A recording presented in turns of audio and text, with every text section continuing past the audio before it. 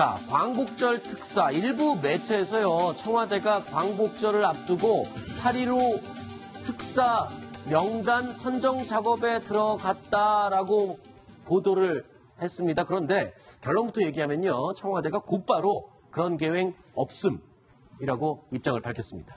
허만수 차장, 어떻게 된 건가요? 예, 그 양심수 석방 추진위라고요. 그 제야 그 단체들이 모여서 만든 단체인데요. 여기서 98명의 양심수를 석방해달라. 이게 8.15 특사로 석방해달라는 이런 지금 그 움직임을 벌이고 있습니다. 네. 예, 그래서 그 청와대에서 이제 이렇게 시위를 하겠다고 이렇게 얘기를 하고 있는데요. 네. 이래서 이 8.15 때 주로 이제 문재인 정부 출범했으니까 네. 양심수 위주로 이런 그 사면이나 석방이 이루어지는 게 아닌가 네. 이런 추측들이 나왔었는데 청와대가 여기에 대해서 분명하게 이제 선을 긋고 있는 것이라고 할 수 있습니다. 양심수 석방 추진위원회에서 8.15 특사를 단행해서 양심수들을 좀 석방해달라 요구를 했다고 하는데 근데 좀 재미있는 얘기가 있습니다. 지금 청와대에서는 8.15 특사 없다라고 입장을 밝혔는데 이 양심수 석방 추진위원회에 활동하는 사람 중에 한 분이 임종석 청와대 비서실장 어머니라면서요. 네, 그렇습니다. 지금 조금 전에 말씀하신 양심수, 석방해야 된다는 양심수가 누구냐면 어떤 사람들이냐면 이석기 전 의원이나 그다음에 폭력 시위를 주도한 혐의로 지금 구속된 한상균 전 민주노총 위원장 이런 네. 사람들인데요. 이런 사람들을 총괄해서 지금 석방해달라고 하는 그 단체에 임종석 비서실장의 어머니가 같이 네. 포함이 돼 있고요. 어제 같은 16일인가요? 하여튼 그쯤에는 청와대 앞에 와서 시위까지 요즘 이제 청와대 앞에서 시위하는 사람들이 많은데 그 양심수 석방을 촉구하는 시위대에 임 실장의 어머니 김정숙 네. 여사도 함께 있었다고 합니다. 이분이요 원래 아들이 옛날에 그 전대협 의장 하다가 구속돼가지고 네. 감방에 이렇게 오랫동안 들어갔던 적이 있었잖아요. 전업주부였는데 그때부터 아들 석방하라 양심수다 하면서 네. 전업주부였다가 약간 투사로 변신한 그런 분입니다. 그렇군요. 민가협 활동을 그래서 굉장히 오래 했던 아주 적극적으로 했던 분이었습니다. 이름을 들어보니까 김정숙 여사라고 그러니까 임종석 비서실장의 어머니 이름이 김종숙 씨입니다. 그런데 문재인 대통령의 아내죠. 영부인도 김정숙 씨 아닙니까? 그리고 톱10에는 심정숙 차장이 있고. 네. 네.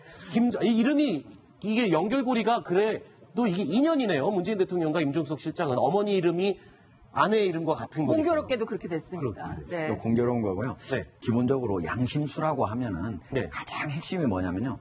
폭력을 사용했는가 안 했는가예요. 네. 그러니까 정치적 견해가 다른데 네. 폭력을 사용해서 이 사유를 정복하겠다. 이러면 양심수가 될 수 없는 거예요. 네. 이석기 씨가 대표적인 거예요. 폭력혁명 추종론자잖아요. 그리고 한상규 씨 민주노총 위원장 같은 경우는 폭력을 사용해서 집시법, 폭처법으로 결국 구속이 됐지 않습니까? 네. 그렇기 때문에 그런 사람들을 양심수라고 한다는 건 제가 보기에는 사리에 맞지 않는다.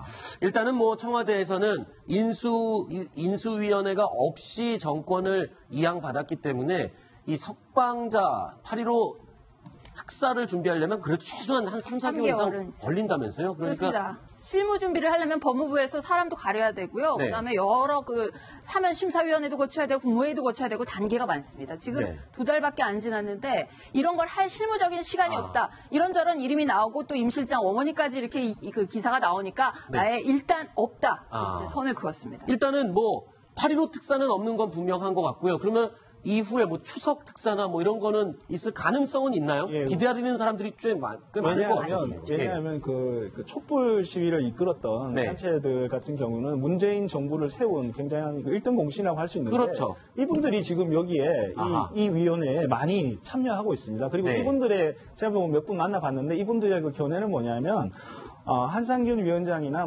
이석기 심지어는 이석기 전 의원조차도 폭력은 아니다. 이렇게 네. 그건 어떨 수 없는 불가피한 어떤 저항권의 행사였지 폭력은 네. 아니었다. 이런 식으로 지금 주장을 하고 있거든요. 네.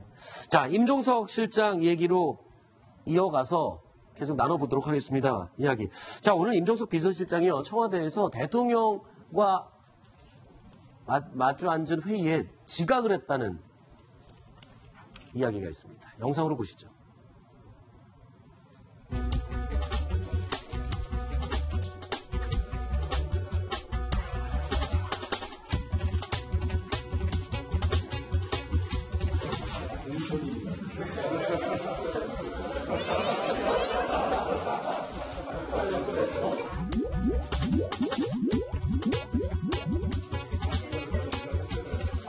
일자리를 넘보는 분들이 많았어요. 잠시 안 계십니까?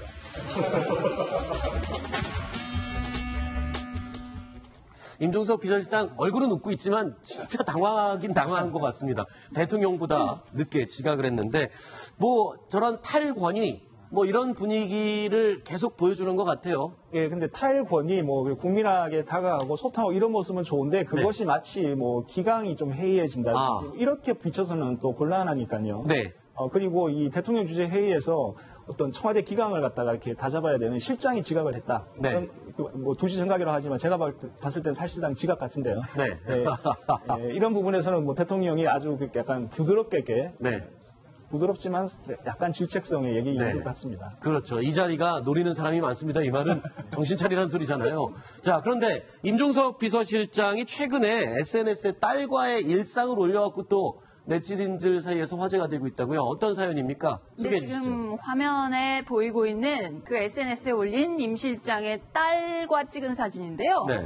지금 뭐 임종석 실장 딱 외동딸 하나 있습니다. 네. 이름은 동아, 저희 동아일보하고 똑같은 네. 임동아라는 딸이 있는데요. 아, 그러네요. 이름이 동아군요. 네, 임동아입니다. 네. 아주 소문난 딸바보입니다. 본인도 밝히고 있는데요. 네. 딸 자랑을 입만 열면 하던 시절이 있었는데 요즘엔 너무 바빠가지고 보시다시피 굉장히 바빴죠. 네. 그래서 딸 자랑을 못했는데 하겠다 하면서 얼마 전에 아내 생일이었다고 합니다. 지금 네. 화면에 나가는 지금 딸하고 나가는데요. 네, 임동아. 네, 동아. 근데 김소희라는 그 아내의 생일이 있었는데 그때 저 구두를 네. 딸이 선물로 이렇게 포장을 해서 안방에 이렇게 부모님 방에 이렇게 놓고 편지까지 저렇게 써가지고 그 두고 간 것이 너무너무 감동적이었기 때문에 네. SNS로 또 간만에 깨알 자랑을 저렇게 하는 모습입니다. 네, 늘 옆에 있어주는 사람, 늘 가장 가까이에 있어주는 사람, 그게 엄마이어서 고맙다라면서 딱 하나뿐인 엄마의 딸, 동아,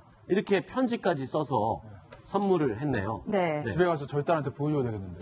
네, 저도 딸 하나인데 저희 딸한테도 가서 보여줘야겠네요. 네. 부럽습니다.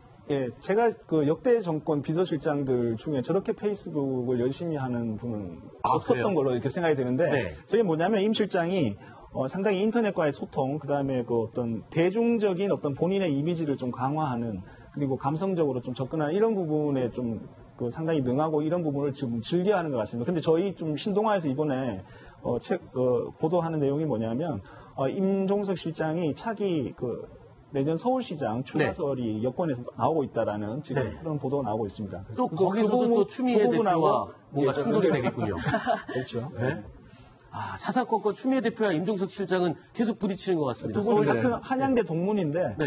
왜 이렇게 자꾸 좀 이렇게 그러니까요. 모르겠어요. 저는 전혀 일반인의 입장에서 하면 의문을 좀 제기하는데 아까 그 무등 태운 그 어린아이가 지금 현재 모습이죠.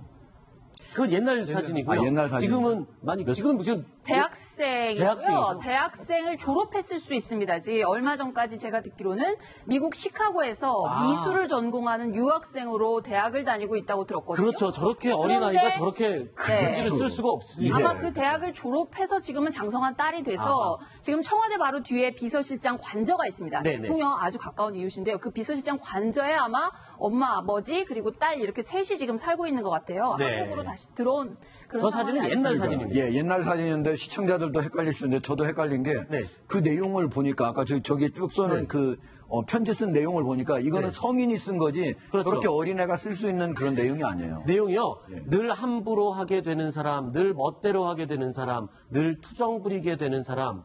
그래서 늘 거기 보면 늘 미운 말만 하는 사람. 미안하게 만드는 사람. 그 사람이 엄마여서 미안해. 뭐 이런 내용인데 감동적인 내용이네요. 저 내용을 저도 집에 가서 딸에게 보여줘야 되겠습니다. 저 딸이 이전에 이제 임 실장이 국회의원 되기 전까지 굉장히 어렵게 살았잖아요. 선대의장하고 그다음에 구속까지 되고 난 다음에 돈이 너무 없어가지고 저 아내 김소희 씨 역시도 무슨 시민단체 이런 데서 활동을 했던 그런 진보 성향의 어떤 운동권 출신이었기 때문에 벌이가 없어서 돈이 없어서 어린이집도 못 보냈었던 그런 딸이라고 합니다. 그렇기 때문에 더더욱 애틋하고 그래서 저렇게 지금 더 딸 자랑들을 하고 싶을 것이 아닌가 싶습니다. 알겠습니다.